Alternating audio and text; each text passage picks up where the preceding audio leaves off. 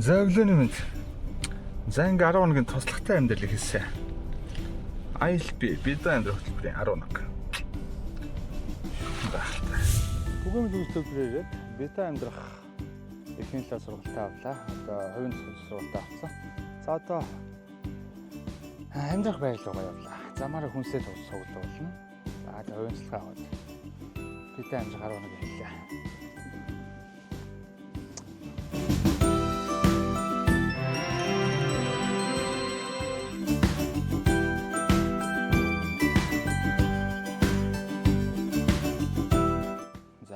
Өөрийн сэтгэлээ хэлэхэд 10 хоногт ямарчсан өөрийн чадах хэмжээндээ битэн амьдрах хөтөлбөрийн талаар ойлголтыг өөртөө суулгаж авлаа. Бас хамтран амьдэрсэн отгоогийнхын бэрхшээлийн онцлогийн талаар бэрхшээлүүд ер нь бол ялгаатай байдал нь юу вэ? Үүн дээр битэн амьдрахад шаардлагатай хувийн туслах үйлчилгээ маань яг тухайн хүний бэрхшээлийн онцлогт тааруулж үзүүлэх шаардлагатай үйлчлэг юм байна гэдгийг түлхүү ойлгож авлаа. Отгогийн маань хувьд бэрхшээл нь тархины саажилт онцтой. Тэгээ бэрхшээлийн хувьд болгон дэлбэрийн хөгжлийн бэрхшээл.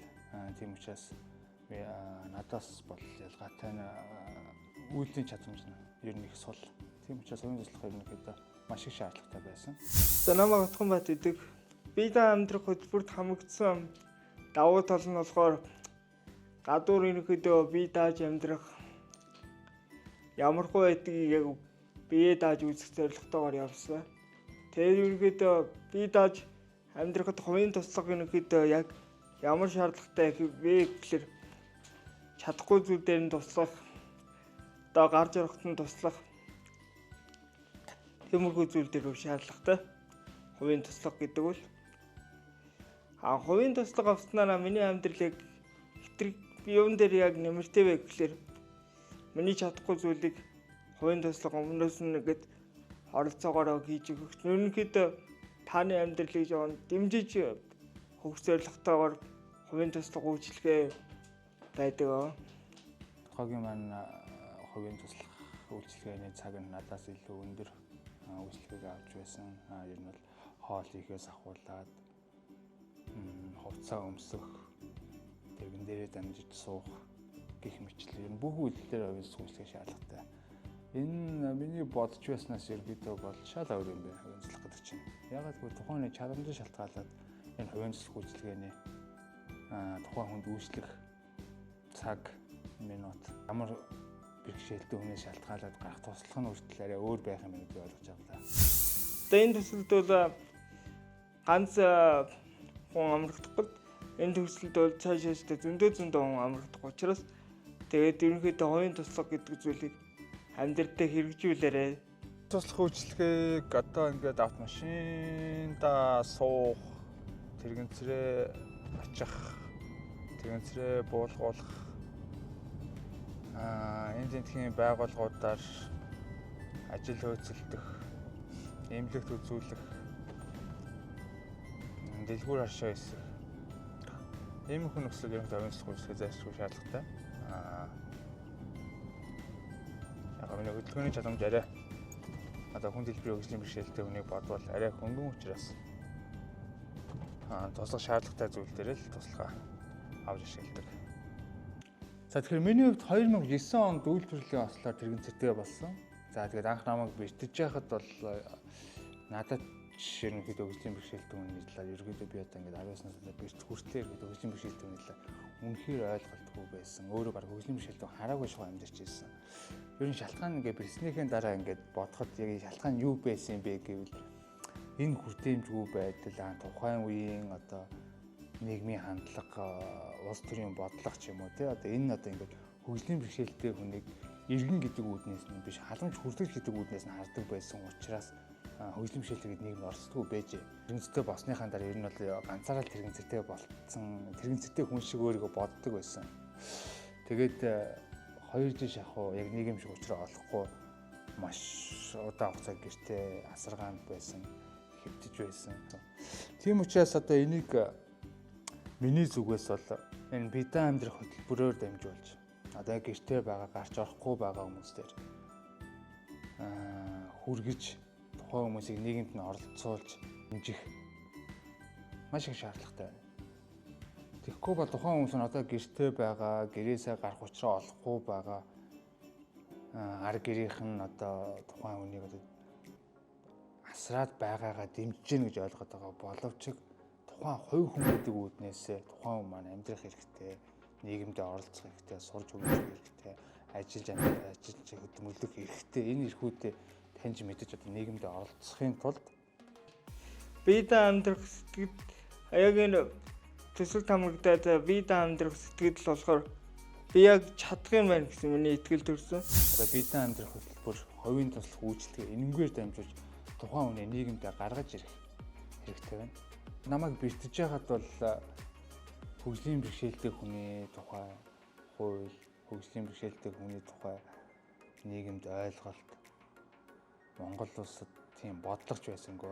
2009 онд Монгол улс олон улсын хөгжлийн бэрхшээлтэй хүний конвенцэд нэгдэн орсноор Монгол улс хөгжлийн бэрхшээлтэй хүнийг нийгэмд оролцох иргэн эрхтэй хүн гэдэг үүднээс нь олон улсын конвенцийн дагуу ерөөдөө үйл ажиллагаа явуулж эхэлснээр яг одоо байгаа бас ерөөдөө 2009 онд миний байсан одоо анх бэртэж байсан нийгэмд оролцож исэн цаг үеэс бодвол одоо 2025 онд ерөөдөө нийгэм хамаагүй өөрчлөгдсөн байна. Тэгэхээр олон улсын хөгжлийн бэрхшээлтэй хүний конвенц нэгдэхээс өмнө бол хөгжлийн бэрхшээлтэй хүн гэдэг чинь халамж утгач гэж явж байлаа.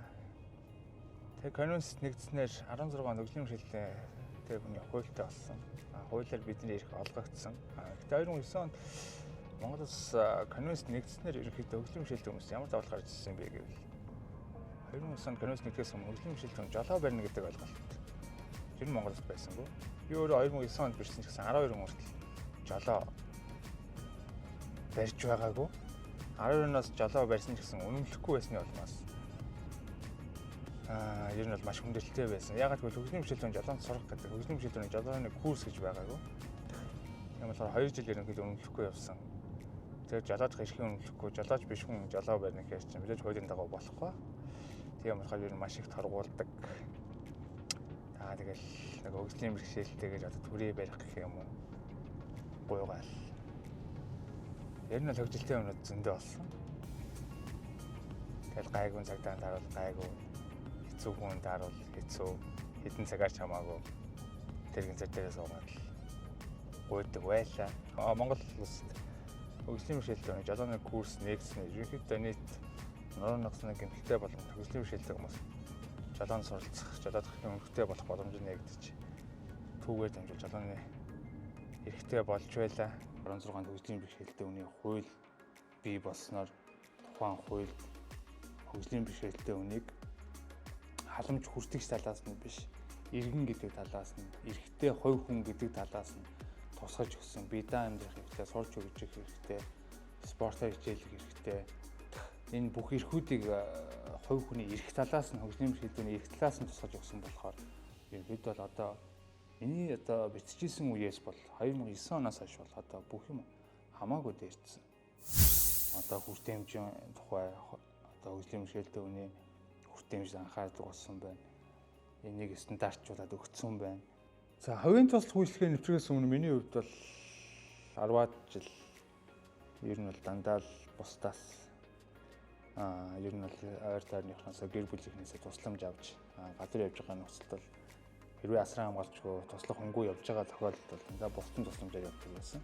Тэгээд хувийн туслах үйлчлэгээтэй болсноор тухайн миний бас бусдаас тусламж хүсэх нөхцөл багасч байна гэсэн үг. За би яг чадах юм байна. За энэс хойш өөрийнхөө амьдралыг дүгнээд аваа явчих чадах юм байна гэсэн итгэл төрсөн.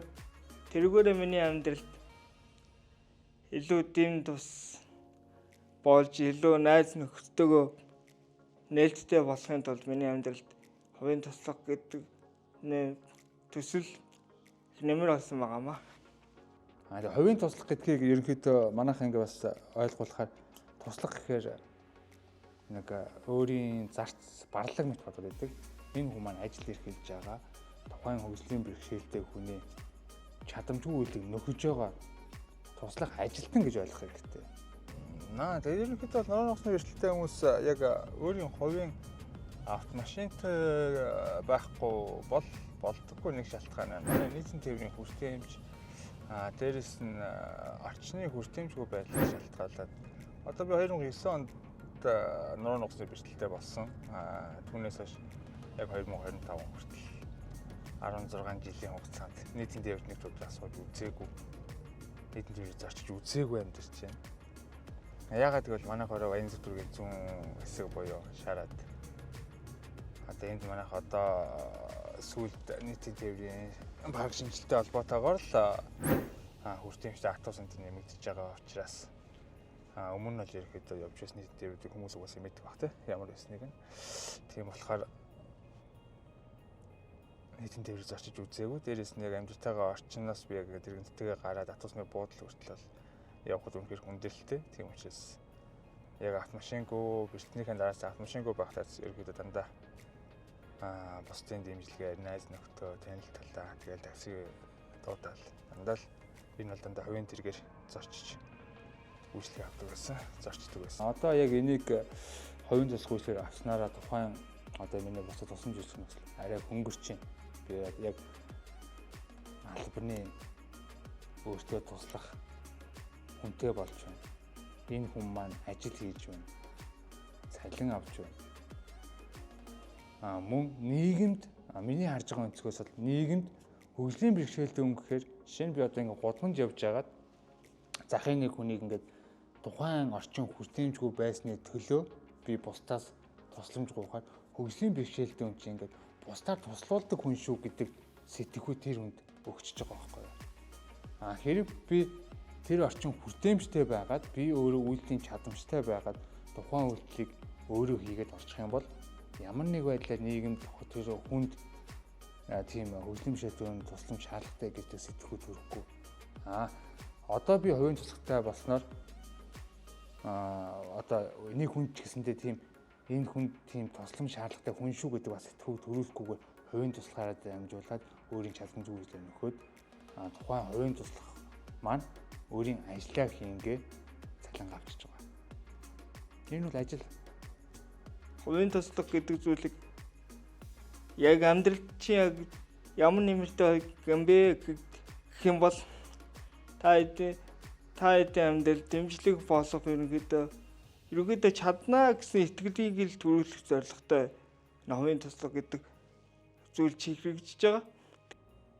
Бидний амьдрах хөтөлбөрийн талаар миний бодол гэвэл энэ хөтөлбөр цаашдаа үргэлжлээсээ хөгжлийн бэрхшээлтэй ялангуяа хүн дэлбэрийн хөгжлийн бэрхшээлтэй иргэдийг үүнийг үзэх хүн дэлбэрийн хөгжлийн бэрхшээлтэй хүний асран хамгаалж гэр бүлийг энэ хөтөлбөрт тухайн хөгжлийн бэрхшээлтүүдийг хамруулаасаа нийгэмд нь оролцуулаасаа нийгмийн талаар таньж мэдүүлээсээ өөрийг нь эрхийг эдлүүлээсээ гэж хүсэж байна. Яагаад гэвэл тухайн хүн маань иргэн одоо ингээд ар гэр маань тухайн хүнийг ингээд асраад гэрт нь байлгаад байгаа юм шиг боловч тухайн хүн маань урт хугацаанд байн гар гэрийг асаргаанд байна гэж байхгүй тийм ээ. Хүний ар гэр эцэг их гэдэг мөнх биш. Тухайн хүн нийгэмшиг шаардлагатай, нийгэмд оролцох шаардлагатай, иргэн болох шаардлагатай. Тийм болохоор одоо энэ хөтөлбөрт маш олон хүнийг хамруулж, нийгэмд нь оролцуулж чадварчуулах хэрэгтэй. Миний хувьд бол энэ хөтөлбөрийн талаар ойлголтыг өөртөө 100% авъя. Бас нийгэмд хөгжлийн бэрхшээлтэй хүмүүст хүргэе гэдэг үүднээс энэ хөтөлбөрт 11 нэг оролцоод хамтрагч батгоо буюу бас хүн дэлбэрийн хөгжлийн бэрхшээлтэй хүнтэйгээ цуг амьдраад үзлээ. Тэгээд одоо хувийн туслах үйлчлэгээ яг иймэрхүү хүн дэлбэрийн хөгжлийн бэрхшээлтэй хүмүүстэй хувцас өмсгөөс ахуулаад тэрэгэн зэр дээр босч суух, өглөөний цаагаа бэлдэх энэ бүх зүйл дээр хувийн туслах маш их хэрэгтэй байгаад байгаа анзаарлаа. Нэмээд хэлэхэд тэгээд хөгжлийн бэрхшээлтэй иргэд өөрснөө тэгээд бас хувь хүн талаасаа бас нэг хичээл зүтгэл гаргах юм бол та бүхнийг дэмжих одоо төрийн бодлого байна. Төрийн бус байгууллагууд байна. Туслах хөтөлбөрүүд байна. Энэ бүхэнд хамаарагдаад одоо нийгэмд идэвхтэй оролцох, иргэн эрхээ эдлэх боломж нь байна шүү. Тэгээ ерөнхийдөө цаашаа шидэж амьдрах нэг итгэлийн чинь ерөнхийдөө Окгагийн оюун тослог гэдэг үйлчлэгээ. Тийм болохоор хэрэгжүүлээрэй л гэж хэлээ да.